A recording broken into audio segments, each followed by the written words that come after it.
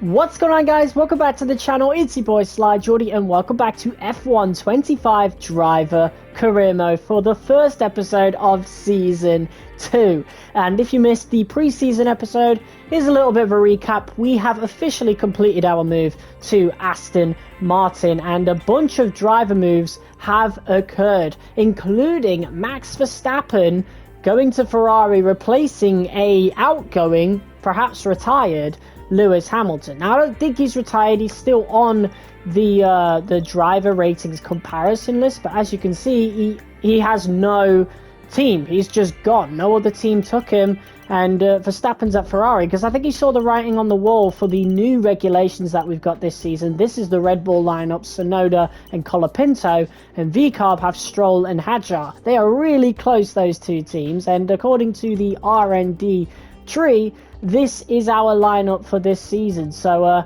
it looks pretty normal until you look at how, you know, it's a powertrain only season, and this is what it is. VCARB have the best powertrain on the grid.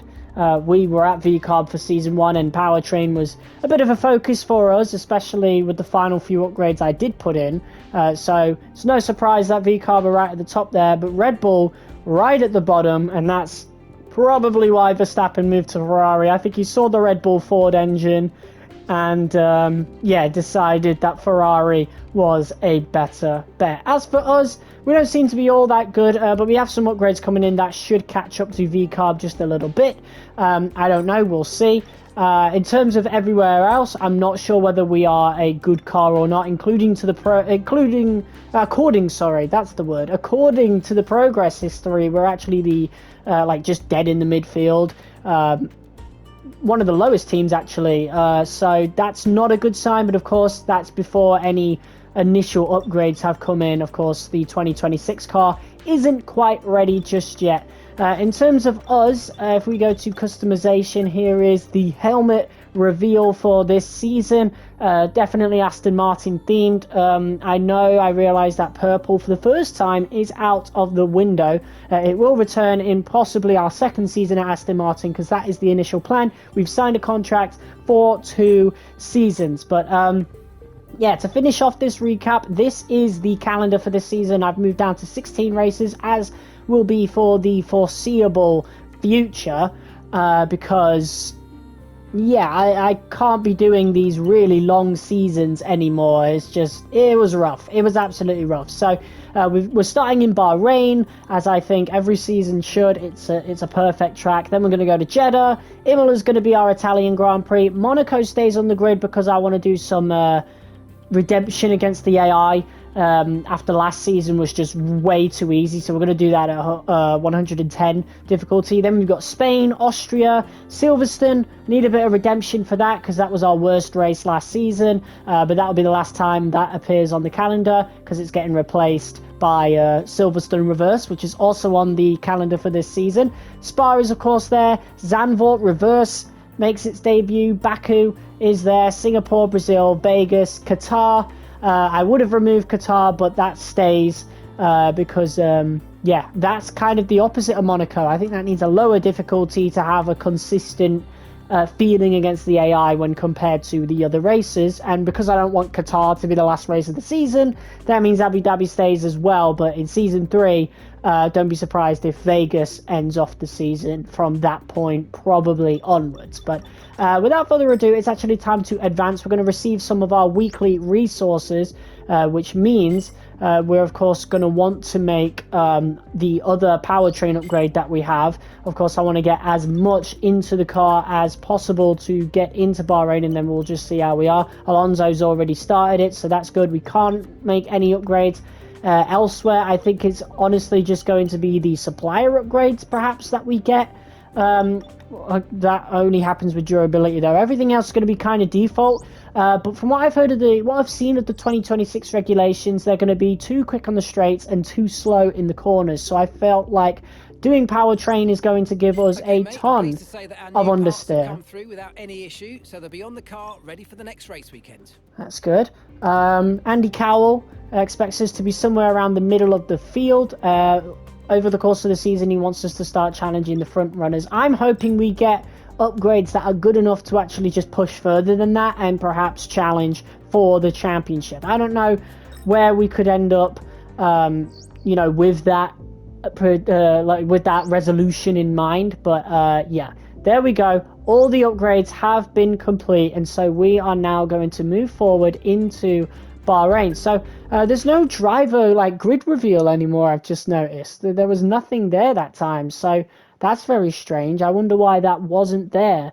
Perhaps because the cutscene maybe is exclusive to Australia and they took away the Bahrain one. I don't know. Maybe they didn't do it elsewhere, or maybe there's just no grid reveal for season 2 onwards. I don't know. But when we return Australia to the calendar, I guess we'll see.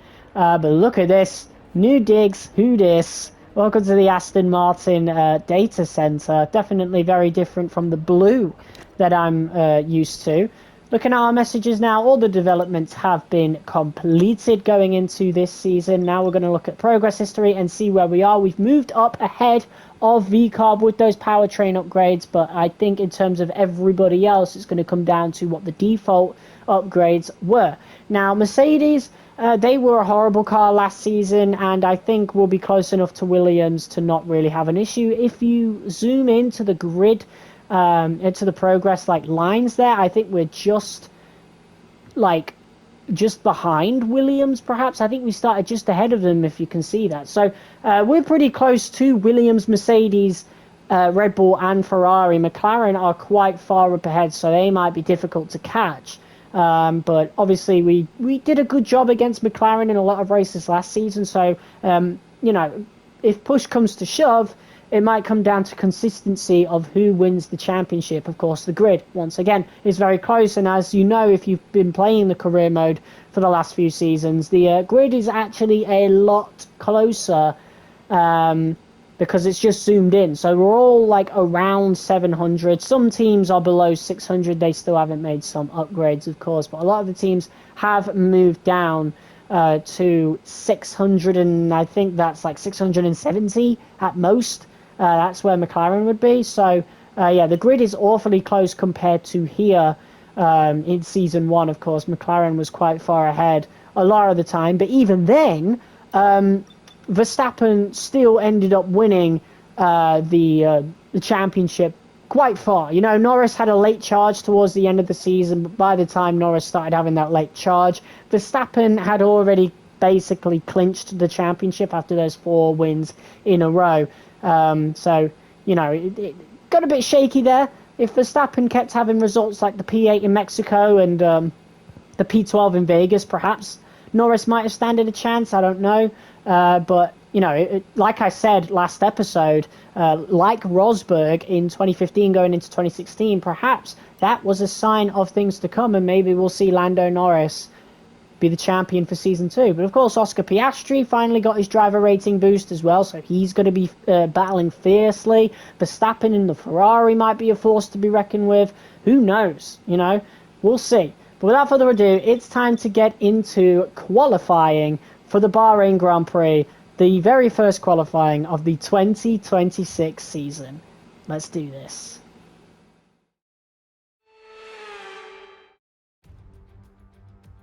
Well, as the sun goes down, the speeds go up. It's almost time to get underway for this shootout for the fastest time and the best possible grid position for tomorrow's race. Let's get on with it. It's qualifying for the Bahrain Grand Prix.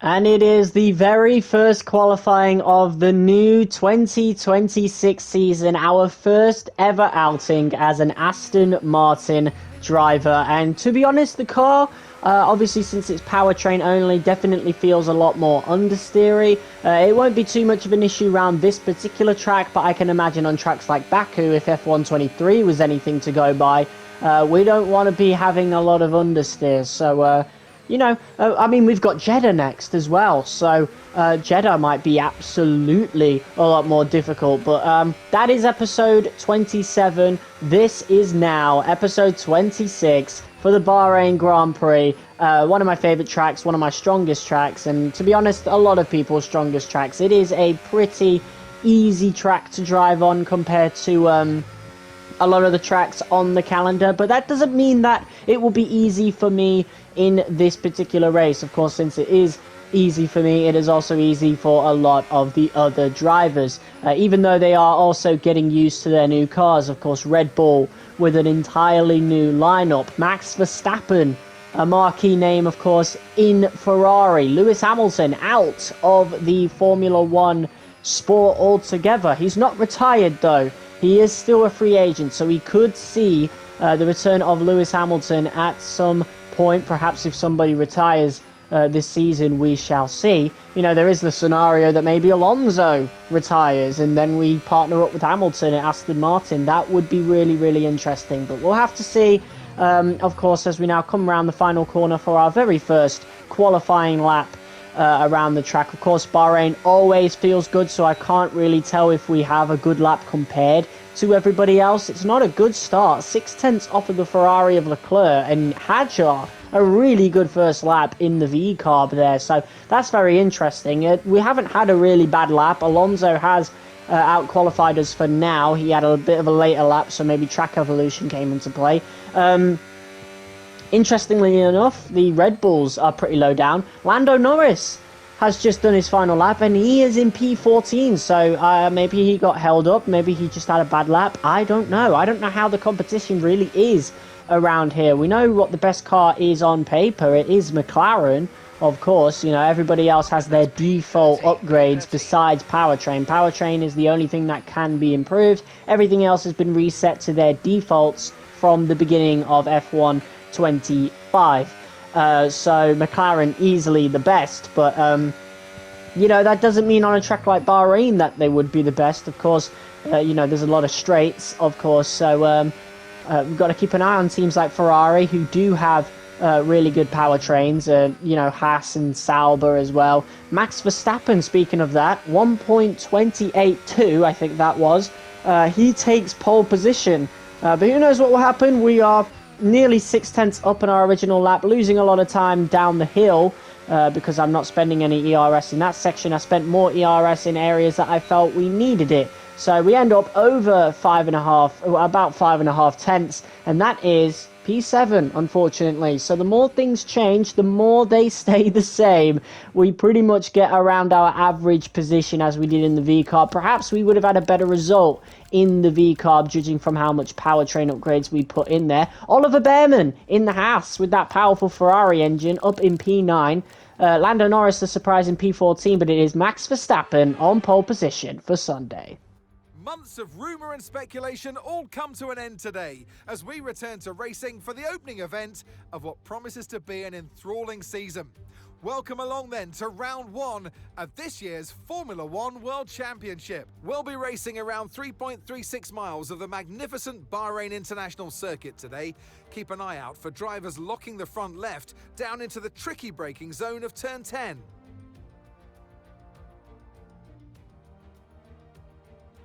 It's time to take a look at our starting grid for today's race.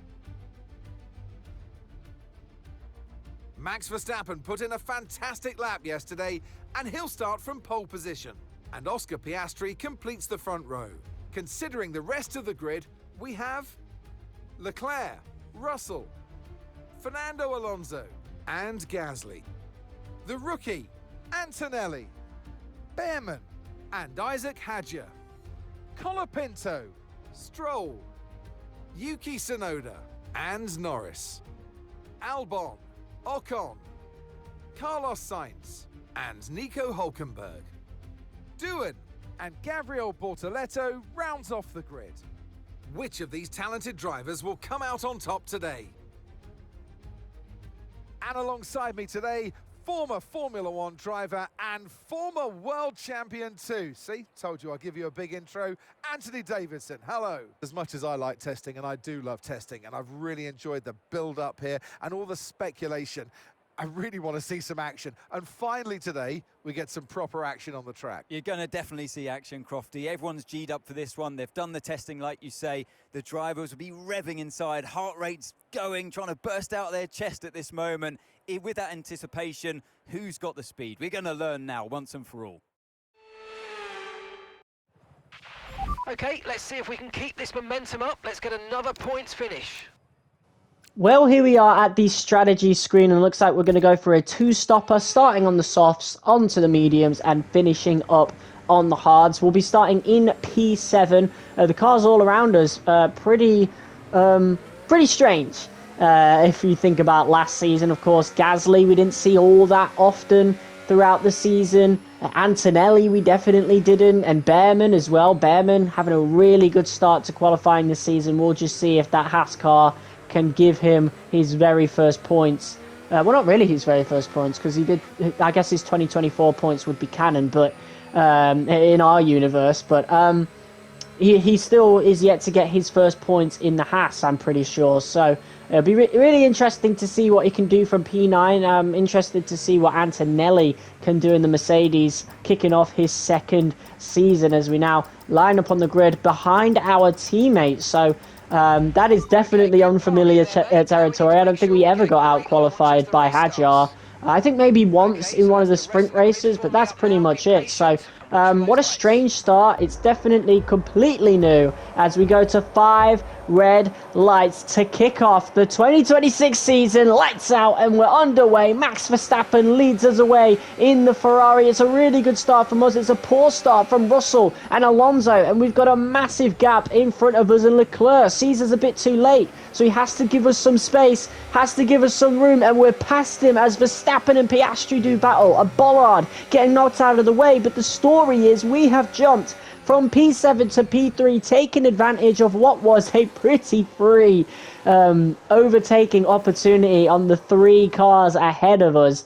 Russell and Alonso too focused on each other, Leclerc too focused on the cars in front, and we caught him napping. And in our first race with Aston Martin, what has been a pretty disappointing qualifying has turned into a dream start in the race, and now we can focus on catching the cars of Verstappen and Piastri. Piastri, a dream qualifying with his teammate Norris absolutely nowhere near him. Lando on the, as we talk about him, has actually jumped up to P12, so he's had a really good start. Lance Stroll, P15 in the V car. The Williams cars are pretty low down. That's not what I expected, especially judging how good they were in Season 1. Ocon, really bad qualifying for him. Behrman has fallen down to P10. A pretty good start from Colapinto in the Red Bull, but for us, as of right now, P3. Let's see what we can do with that, of course, as we now finish up this very first lap. Piastri has already gapped the cars behind him, so that just goes to show just how powerful the McLaren is as we defend against Leclerc, pushing him towards the inside a little bit. He is going down the outside, regaining P3 just a little bit there, so we might have to deal with the Ferraris. Of course, Ferrari have a really good car this season, but apparently McLaren are going to be absolutely unstoppable. This is a really good race for Piastri. Norris is probably carving his way through the field as we are defending against Charles Leclerc. So we are struggling to keep up with Verstappen. Verstappen is gaining more and more time as we go, and he's going to continue to gain more time if we keep fighting with Leclerc. George Russell in the Mercedes is lurking in the background, licking his lips at any opportunity that he could be getting. Other than that, the cars behind, Alonso leads the pack, as we are just about ahead of Leclerc, but now we're outside of DRS range of Max Verstappen, so that is not a good sign at all. Perhaps maybe we could gain it back right here as we cross the DRS detection zone just within DRS range, but funnily enough, I think the rules may have changed slightly a little bit. I don't know, because we didn't get any DRS on this straight, and that leaves us a sitting duck to Leclerc. I felt a little hard done by there. We were within a second of Verstappen, and now we have to do battle with Leclerc, and Leclerc actually wins out in the Ferrari. He had way too much overspeed, and I defended the outside. Perhaps if I'd have defended the inside, we would have had a much better opportunity, but yeah, Verstappen 2 seconds up the road now. Piastri, well, to be fair, Verstappen's actually caught up to Piastri a little bit, so he's within DRS, but not getting close enough to actually catch him. Meanwhile, we are struggling to catch up to Leclerc. Russell is lurking behind, but it looks like it's going to be a battle for the top 5 here. For P1, anything can happen up ahead, up the road between Piastri and Verstappen. Perhaps Verstappen could catch up and, you know, start losing time with him and Piastri fighting there as we dive down the inside of Charles Leclerc. Banging tyres there on lap 6. Leclerc gave us a little bit of the squeeze. We had no choice but to fight back, but we do get DRS in the next section. Leclerc has a lot more ERS, so now that we're back in front of Leclerc, we should probably focus more on saving ERS, as I actually pushed Leclerc out just a little bit to put him under pressure from Russell, meaning, you know, we can have an easier time to stay out ahead. But, yeah, with Verstappen nearly 3 seconds up the road, I think it's time for us to focus on P3. And in fact, I actually feel like these soft tyres are a lost cause. We're meant to go 2 laps more on these tyres, but yeah, I feel like we've got a lot more time to gain if we pit on this lap. Of course, we're going on to mediums, then we're going on to hard, so I feel like we can afford to go like an extra couple of laps on the mediums. I feel like these soft tyres, we've now overtaken Leclerc, of course, but I feel like if Leclerc overtakes us again, which is pretty likely, I don't think we're going to have the tyre life at all to fight back and regain that spot. So I feel like let's cut our losses now and pit for the mediums as Leclerc looks to go around the outside. We're going to dive down the inside to keep the position. That still costs Leclerc time. We didn't really need to do it, but whatever. And Leclerc, I thought he was going to follow us into the pits. He was so desperate to get slipstream that he practically followed me in the trajectory of the pits. I'm surprised Russell didn't manage to overtake him as we now come into our pit stop, the only one in the pits. And looks like we've got an issue. It's the rear right tyre struggled to come off right there, and that cost us about 2 seconds. So that is a nightmare start to our very first pit stop with Aston Martin. Either way, we're on the mediums now, and we've got to try and make up that time as much as possible. Luckily, the rest of the drivers aren't pitting for another couple of laps yet, so I believe there is still time to be gained here, regardless of you know, the 2-second deficit that we took there as we now go on to lap 8. A lot of people are coming into the pits now as we've got DRS on Bortoletto. I'm not really trying too hard, but we have managed to get past Charles Leclerc. So it's now time for me to start making these overtakes on the likes of Bortoletto and Ocon up ahead. So I'm going to be spending ERS here. Bortoletto is going to defend on those old hard tyres, but yeah, that's not going to be a fight at all. And hopefully he can hold up Leclerc just a little bit. We're about a second ahead of the Ferrari right now, so that is a really, really good sign for us as we now look to make the pass on Ocon. A little bit of a switcheroo right there. And we managed to make the pass on Ocon. Ocon, I hope, you know, he gets back to the heights that he did during Season 1. We had a good few battles with Esteban last season, so it would be really cool to have even more battles as we now set our sights on the Sauber of Nico Hülkenberg, who we're going to overtake around the outside of the final corner. Originally, I was going to wait, but we had so much overspeed that I feel like we would have been losing time if we hung, you know, behind Hülkenberg. I mean, we're already 6/10 ahead coming out of that corner, so that just goes to show just how much time we're gaining. Oliver Behrman really far up ahead. P2, Piastri's just come out of the pits onto another set of softs, so he's going for a really aggressive strategy, and I mean, he's got a lot to prove after Season 1. Oscar Piastri, a lot of engine failures and yeah, just a lot of engine failures throughout that season. He ended up finishing 100 points behind Lando Norris as a result. Lando Norris, of course, had a big burst of great results towards the end of the season. And I did hypothesize that Lando was going to have a really good start to this season in the vein of Nico Rosberg in 2015 going into 2016. But that seems to have not really been the case. I have no idea where Lando Norris is. I don't know who's leading. It seems to be a Red Bull up ahead. I don't know whether it's Colapinto or Tsunoda, but yeah, our front two, quite strange right now. Piastri, unfortunately, does manage to get past Oliver Behrman, so yeah, Piastri, I think he's pretty much a lock for today's win. Pretty dominating win as well, despite our best efforts. And now we're looking to get past Oliver Behrman on lap 11, so it's really unfortunate. Piastri well up the road. But a P2 is still going to be really good, and who knows what's going to happen throughout this 16-race season. Perhaps if we have some consistency, we could certainly, be in for a shout for the championship. So, yeah, I feel like Aston Martin have made a good car this season, but we are going to be dealing with a lot of competition, of course. The McLarens are pretty fierce. We have the Ferraris as well, and the Mercedes seem to be back into it as well.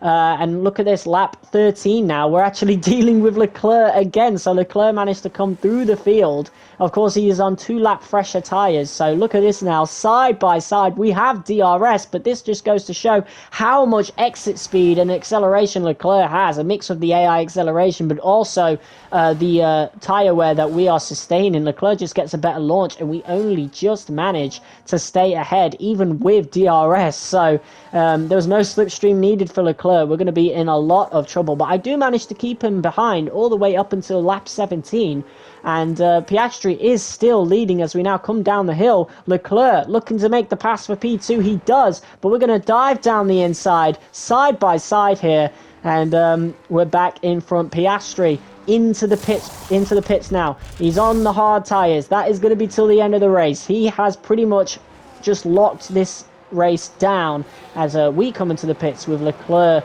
very close behind. Hopefully we have a good pit stop this time round. I can't afford another failure, and that is it. We're on to the hards until the end of the race. So this pretty much means that we're going to be fighting Leclerc for the rest of the Grand Prix. But look at that, a safety car has been called out, and that really shakes things up for what we thought was going to be a pretty dull end to the Grand Prix. And it's Max Verstappen in the Ferrari who seems to have spun out maybe some sort of collision. Oh my god, and look at where Lando Norris is on the standings for the race. That has pretty much saved Lando's race. And saved his hopes for the end of it. But yeah, it looks like Verstappen spins out. It looks like he was going for the same strategy as Piastri on those soft tyres. And, he just stretched them out too thin. But I want to point out this issue. When AI spins out in this game, they do take an eternity to get back on track. They pretty much ruin the race for themselves. There have been multiple gaps, as you could tell, where Verstappen easily could have just got back on track. And it's a safety car condition as well, so everybody would have had to slow down. There is no reason as to why Verstappen would have taken so long to get on track. That just would not have happened IRL. But that is race over for Verstappen. Absolute nightmare start for him in Ferrari. And that just encapsulates Ferrari for the last 20 years, doesn't it? But that pretty much changes everything. Lando Norris is in for a shout for the win. We're in P3. We're in for a shout for the win. Piastri was really far ahead at this stage. He wasn't 14 seconds ahead, but he was at least half that ahead. There was no way we were going to catch Piastri. George Russell in the Mercedes is also down for a P1 battle as well. So this is going to be so interesting. We've got 10 laps to go, well, rather 9 laps to go when we get this when we get lap 21 underway, when the safety car is fully in, and I am itching to get past George Russell and have a go at Piastri. We didn't have a chance to have a go at him throughout the whole Grand Prix. We know our car is not as good as the McLaren, but if we can just get ahead of him, perhaps we can defend our heart out, defend like a lion, as Alonso would say, our teammate, and take the win in Bahrain. And look at this now, the safety car is in, and we are straight past George Russell across the line. And look at this now, we've got a chance to dive down the inside of Oscar Piastri right there, and we take the lead of the Bahrain Grand Prix in the Aston Martin for our first race in this team, the first race of the 2026 season. We're hoping to get it. We're hoping to get the best possible start, and with this safety car, perhaps we could take the win in tonight's Grand Prix. Oscar Piastri fought back a little bit there, and we're going to have a lot of trouble fighting back against him, of course, but we're both on the same compound of tyres, the same compound life, so if we can just save our ERS efficiently and keep ahead of Oscar Piastri, and perhaps maybe goad him into fighting the Mercedes and his own teammate behind him. Perhaps we could take the win in tonight's Grand Prix. What a victory that would be. So far, so good. But of course, it is the next couple of straights where we're going to be under the most pressure as we now come round the corner to be able to be ready to come down the hill. Oscar is right behind us, less than 3/10 behind. I'm going to have to spend some ERS just to stay ahead. This is going to be very, very difficult because we know how much quicker that McLaren is if the rest of the Grand Prix was anything to go by. And look at this now. Piastri right behind us. I am doing whatever I can to break the slipstream from Piastri, but it might not be enough as Oscar is going to dive down the inside, hoping to retake P1, and he does for a split second, but we have enough of the racing line to just about stay ahead of him. But Piastri is going to have another bite of the cherry. This time he's going to try going around the outside. We take the inside. We have enough of the racing line once more, and we just about managed to keep P1, but this is going to be the battle for the rest of the Grand Prix. We clearly don't have the best car on the grid. McLaren clearly so far ahead of the rest of the field as I'm trying to encourage Norris to make a pass on Piastri, even giving him a little bit of slipstream. For now, that was pretty easy going into turn one. Antonelli and Leclerc doing battle. Antonelli does manage to overtake Leclerc, so Mercedes really strong this season as Piastri once again looking to go around the outside, giving us the squeeze this time. And look at this, he's still there and he manages to take the lead, but we have just about enough to go side by side once more. We have the racing line, we just about managed to stay ahead, but this is so dangerous. But something's wrong. Oh no, Piastri, another engine failure. Oh my god, no. And it's like I said earlier, the more things change, the more they stay the same. Oscar Piastri, it must be something in the coding, because I cannot fathom the amount of engine failures this man has had in the series. But that means Lando Norris, with the look of the safety car, just like us, is going to be fighting us for the win. This is absolutely insane. I cannot believe Oscar Piastri had another engine failure. I kind of don't like it, to be honest. I want to have Piastri in the fight for the championship. Norris seems to get so lucky with the engine failures. I think he only had one last season, but Piastri, that's 6 now in 2 seasons. In just over 1 season, not even 2 seasons. That's 6 engine failures in 25 races. That's absolutely insane. Judging, I mean, look at real life. You don't see that many engine failures for one car anymore. It's absolutely insane how many failures he's having. But this is absolutely great. And now George Russell has managed to get the overtake on Norris. And I'd much rather fight a Mercedes than a McLaren, and Russell is actually keeping Norris at bay really well, so much so that by lap 26, we were well over a second ahead. So we're really on for victory here in this Grand Prix, but Norris has once again gotten past Russell, which means the McLaren in clean air, I mean, look at the time he's already gaining, and we're obviously having to recharge ERS as well, so we might be in for another battle with Norris within the next 3 laps. And look at this, yes we are, lap 27, Norris already within DRS range, is vastly catching up very quickly, and he's already gapped the Mercedes cars as well. So I mean, that just goes to show just how good the McLarens are. Like, we're really having to pull out all the stops and even get a little bit lucky with it. So I'm quite scared to see what's going to happen in a race like Jeddah, for example. I think we might be seeing a McLaren 1-2 if their qualifying goes well. But look at this, Norris now going down the inside. I'm going to push him, like squeeze him a little bit. And look at that, he manages to push me out wide a little bit, but it doesn't matter. We actually get DRS. Norris, a little bit of a mistake right there, and that allows us another lap to stay alive. But look at the lack of ERS we have. We're going to be in a lot of trouble throughout this final couple of laps. But we managed to keep ahead of Norris for now. He will be getting DRS into this section, and that will allow him to catch up or at least stay within DRS range, as tyre wear seems to be playing a role now. Perhaps we might be even better, because I actually gained time on the McLaren right there, so maybe we have some better tyre wear. I don't know. Either way, we're going to come under a lot of pressure from Norris on this final lap of the Grand Prix. We could be taking the win, our third ever Formula 1 win, and a really good start to the new season in the new team. A dream start. Norris, though, around the outside, manages to get in front, but we're going to dive down the inside and once again retake P1. Norris is still there, however. I've got to give him room, but we managed to stay just about ahead, to the point that he does have to back off, or maybe he didn't. He got really dangerously close to the back of my car there, and he's trying to do a little bit of a switchback as well. Lando seemingly pulling out all the stops here to try and spoil the party here for Aston Martin and myself. I don't know where Alonso is. Perhaps he got really unlucky with the safety car. It seems to be he is in P8, judging from the mini-map.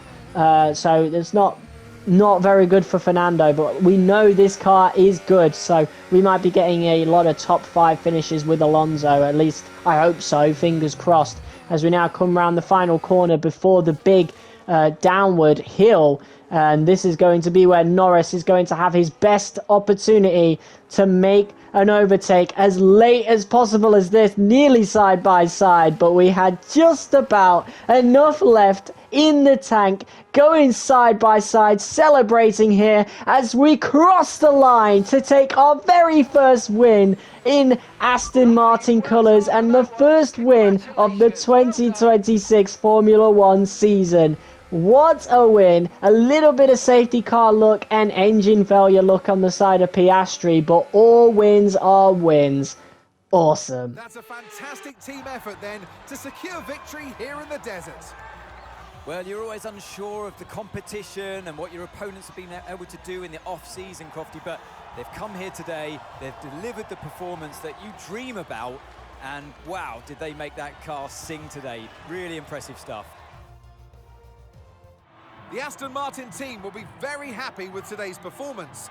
And of course, the final result. Another display of excellent driving and excellent teamwork. And a well-deserved first-place finish. Well, we start as we mean to go on. This is how I want the rest of the season to go. A win for ourselves in a claim for the championship. Really, really strange how Oscar Piastri keeps having engine failures. I honestly wish I could turn off mechanical failures for the AI. I can't believe that's still not an option. Because, a lot of the time these mechanical failures happen to the front runners, and, it really meddles with the championship in a way that it doesn't do that in real life. But, focusing on just ourselves, a dream start. Carlos Sainz got really lucky with the safety car as well, from P17 up to P5. What a race for him. That is absolutely incredible. I think a couple of people got unlucky there as well. Gasly, one of those people, but yeah, a really crazy start to the Formula 1 season. What a long episode this has been as well. We're beating Alonso in the rivalry. We've won the rivalry with Piastri, so that carried over from last season, but it feels a bit hollow considering the amount of engine failures that Piastri has throughout last season. Well, to be fair, our championship rivalry started afterwards, but I really hope we see no more engine failures from Piastri, because I really don't think it's fair. It seems as though anytime Piastri is starting to be better than Norris in this game, it seems as though the game just gives him the engine failure. And I really don't like that. It's starting to feel like the game is meddling with it at this point. So hopefully we see no more of that. But that is a dream start to this new season in F1 25. If you guys liked it, be sure to hit that like button as hard as you possibly can. Comment, share, and subscribe. And I will see you next time for the Saudi Arabian Grand Prix in Jeddah. Once again, we start as we mean to go on. I'll see you next time. Peace.